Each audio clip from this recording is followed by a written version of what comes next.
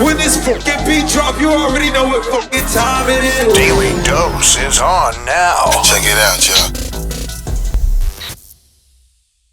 So the Tory Lanez and Meg the Stallion novela continues. Now, rumors started circulating yesterday on Twitter that Meg dropped charges against Tory Lanez. Meg quickly jumped online and said, "No, I did not. At this point, I'm getting annoyed. Stop believing everything you read on the internet." She also added to the bottom of all of her tweet rant, "You going to jail."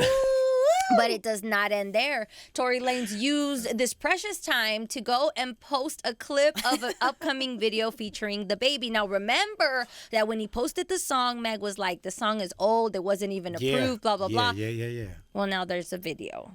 Well, the video was shot before. So he's been sitting on that video pre-pandemic, just to keep it clear. Like, the baby didn't just shoot. Yeah, he didn't just shoot it like now.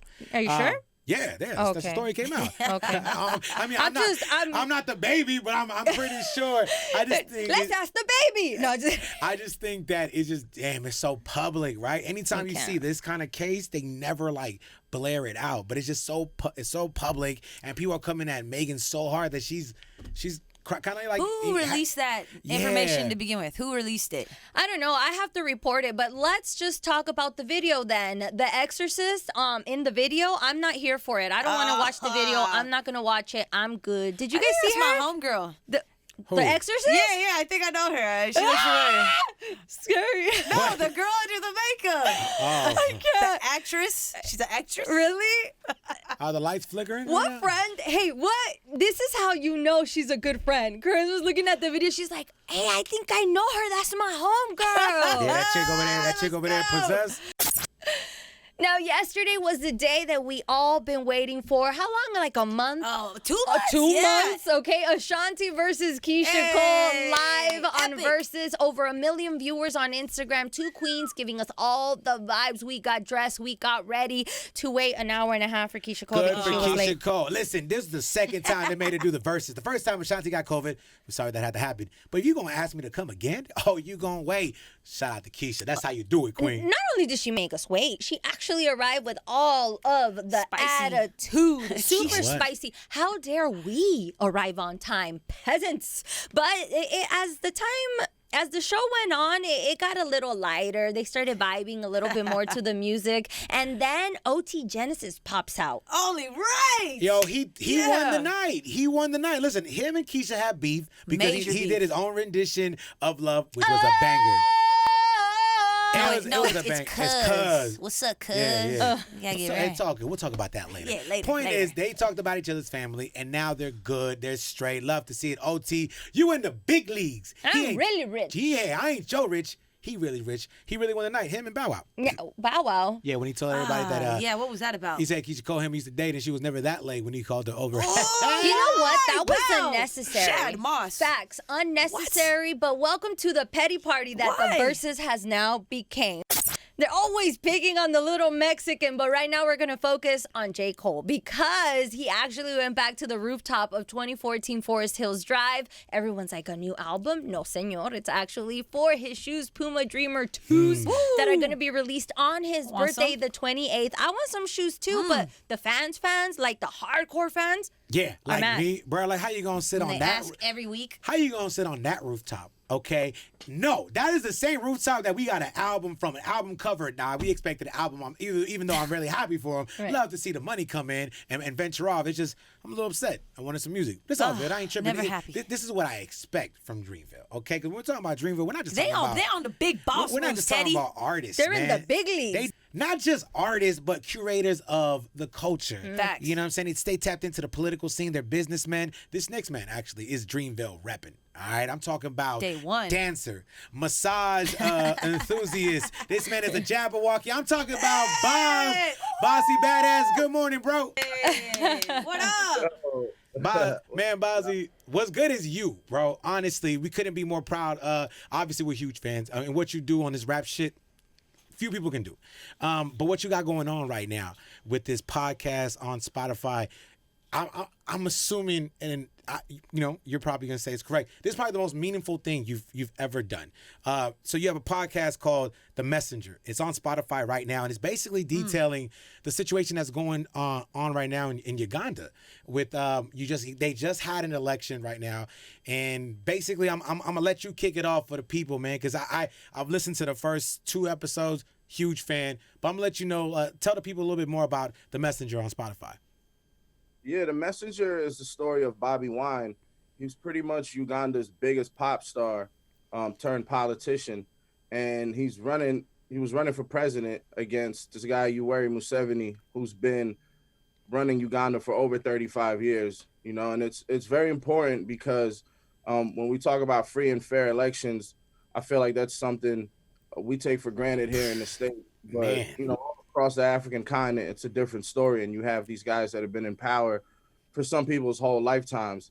And when you look at the country of Uganda, I think about 75% of the citizens of Uganda are 30 and under. So they've literally only known. Whoa! Wow. Have the youngest population in the world. So it's very much a youth movement that Bobby Wine is running, and he's just trying to bring in a new generation of leadership and give the youth a voice, really. You know what? Here in the States, we've been detailing it since the election happened, like fair and free election, and people yelling out fraud. So I think that you can appreciate it being an American, right? Like, all right, cool, we'll take a look out over there. But even outside looking in, being a Salvadorian, Ecuadorian descent, like in our countries, we deal with the same thing, really, that Uganda does. Like political figures that overstep their power and they stay in power. Basically kings. You know what I'm saying? Because of like just horrible acts. So you listening to this podcast, no matter where you're from, you don't have to be African. You don't have to be American. Like you could really just appreciate it for what it was and learn. I think that's what I took from this.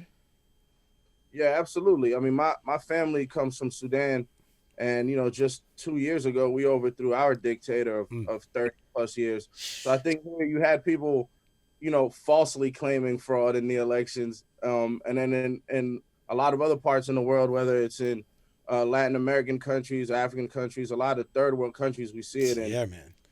Where these people just won't let go of power. Well, let me ask you this. As an artist, is it hard for you to use your platform? I mean, even to be hosting this podcast, because a lot of times it's kind of like, for example, LeBron, just shut up and play basketball. A lot of people don't want to hear your opinion or you being involved in politics or how you think or what you feel. Did you feel a little bit of pressure being both an artist and being a part of this project? Good question. Yeah, for sure. I think you have to find your voice, and that takes time as an artist. You have to find your messages, the things you want to be known for, the things you want to stand for, and it's tough in this day and age. You're probably not going to go viral, doing a political podcast. Right. But, some things mean more to that. Some things fulfill you to a deeper level, and I'm blessed that we have a fan base that is pretty intellectual and cares about these things and has a lot of empathy, and it's cool to see my DMs, whether it's kids from Uganda or fans from here in LA that are like, man, I never knew about any of this stuff. I'm so like happy that you're informing us. Right. So that means a lot. No, I just got the chills. Well, I mean, I think great question, by the way. And what you said, like, I know I'm not going viral for this, but I think it's the tone you set that Dreamville has always set, right? We're not about the BS, right? And even with the art, correct me if I'm wrong before I ask the question. Are you Dreamville's first artist or is it Omen? Like, aside from Cole, like, are you Dreamville's first artist? Yeah, I was the first one to sign. So you already know, like, the tone was set. Once you sign Boss, you know that the artists they got to come from that cloth. Is that a mantra that y'all have, though? Like, constantly in Dreamville, is that what you got? Like, is that what you guys tell your artists? Is like, be free, don't be afraid. Yeah, right. I think everyone has their space to grow in and find what they want to do, find what they want to amplify. Me being from the African continent. The guys looked at me instantly when it came to this project because they know, I go every December, I go to the African continent and just kind of bounce around and try to get these and new cultures and new vibes. So when this came along, it was kind of a no-brainer. But, you got guys that are into everything, like Earth Gang and Jid just did a lot in Atlanta when they had their elections for the Senate. They were out there putting on shows for for the 2 Democratic candidates. So, I think everyone is socially conscious and is trying to do their best to use their platform in a positive way. So are you going to be doing more of these like documentaries? Like, okay, once this one's finished, are you going to go and look for another country or another state like to talk about, and you're going to do more podcasts like these that are educational? Because we're liking it, but are you going to continue, or is this just this project? I would love to. I mean, this was the first project under Dreamville Studios, which is like a new venture. There you go. Shout out to Candace Rodney. She came on board. She's kind of running the show. But we've discussed it. There's a lot of other stories that are interesting to me. And they need to be told with your voice. Yep. I would love to. Yeah, that's the plan. Listen, man, the Spotify, the podcast is called The Messenger, and it's well executed, bro. Like it really feel like I kind of want to visually see it, right? Oh. Like, 'cause it's just the way it's produced, the way you sound. No cap, bro. I think you did your thing, and I honestly feel like you're meant for this. Like we known each other for years now. Carisma knows you for years now, but I just feel like what you are doing, I feel like this was your purpose all along. I mean, you told Melissa about how you bounce around every December. Like I can remember the Try video with Cole. Like you were in Haiti, right? Like I just see you like that dude. You're a worldly dude. Do you feel like that might be your calling? Absolutely. Yeah, I get more out of world culture than I do anything else, and that's that goes back to being the son of a career diplomat. My father had us moving around from a very young age. My parents come from Sudan and have seen a lot of struggle and have moved up and have given us, the ability to see these things as we were growing up and experience these different cultures. So it's very much part of my DNA. So, it's only right now that I find myself in this position and able to speak on these things. What's one thing that you would like to share? Talk about your parents, say, because of the struggle and the things they taught you. What's one thing, if you can share just one thing with the youth and the people who are listening to this podcast on Spotify, what would you say to them? I would say don't take our freedoms and our liberties for granted, because there's so many people around the world that aren't afforded these things, and we find ourselves here. Sometimes I think we lose sight of that, so definitely don't take it for granted. Try to keep other people's struggles in your heart and, try to amplify their struggle if you can. My man, I feel like I just want to vote for Boz. I don't even know what I want to vote for, dog. I just want to vote for you, man. But listen, we got to get back to the bars, you know what I'm saying? So we got to talk about rap with you, man. When I mentioned the Try video, right, with Cole, I feel like you and Cole, I feel like you push him. Like, I feel like I heard that in an interview once. Like, he's always trying to, make sure that you fuck with it. Like, if Boz fuck with it, then he's going the right way, at least in the beginning. Talk about that camaraderie, man. That Dwayne Wade, LeBron Miami Heat vibe that y'all get when y'all come together.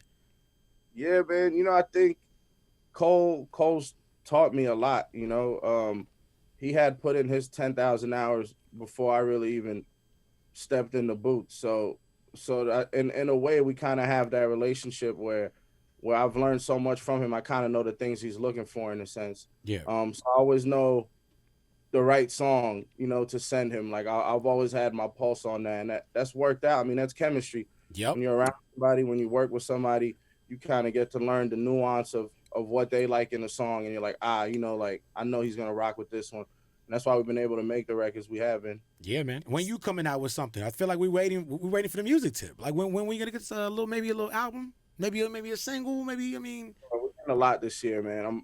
You're gonna get my solo album. You're gonna get me and the Hicks, which is they actually did the theme song for the podcast. Right. They're on there with me. I've been working with them since Too High to Ride, so we decided to do a whole album together. There's a lot of stuff. I actually been doing some music with some artists on the African continent that's kind of turning into its own little project. It's a bit more up tempo than people are probably used to, but it's a lot of, that's what you're doing. I like to travel. I like to take in the culture. I like to kind of give back. So I'm enjoying the process for sure.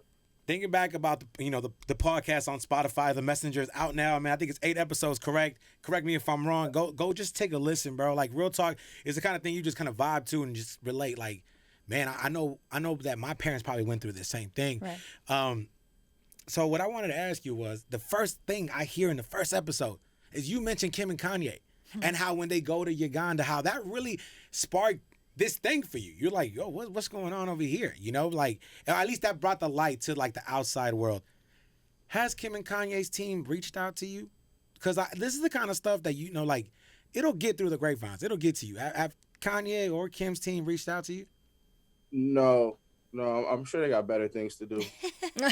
No, we're known for putting things out in the universe here. Nah. Guys, please reach out to him because this is important. I'm just curious. Like, I'm just curious because I like listening to it. You really get in the story, and you're like, damn, like that was a wild ass moment. And we, for a lot of people, right, that are not of, you know, African descent or you know, like Ugandan descent, that didn't come across our timeline. And listening and seeing it, you're like, damn, that really brought it to life for me. So that's why I was just curious, my brother. It was kind of parallel to when Kanye was meeting with Trump and all of those things that, you know, our culture wasn't really vibing with at large, I would say. You know, I don't know what was going on for him personally in those moments or what he was really trying to get out of it. But, you know, I think it's dangerous when you stand next to dictators, you know, and kind of can't really validate Co-signing stuff, right? Like it looked like you co-signing to your people. Right. I'm not even sure if he was aware of the whole situation behind it and how this guy was running the country for 35 years, kind of brutally. I think, you know, he might have just been invited by a world dignitary and was like, yeah, I'm going to pull up. But, you know, you got to be careful with how someone of Kanye's stature, you know, stands next to people like you were in Germany. Well, look, if Ye wasn't aware of it now, I mean, then he's aware of it now. I'll tell you that right now. But like I say, man, kudos to you, man. This podcast is definitely a movie. Go check it out on Spotify. It's called The Messenger.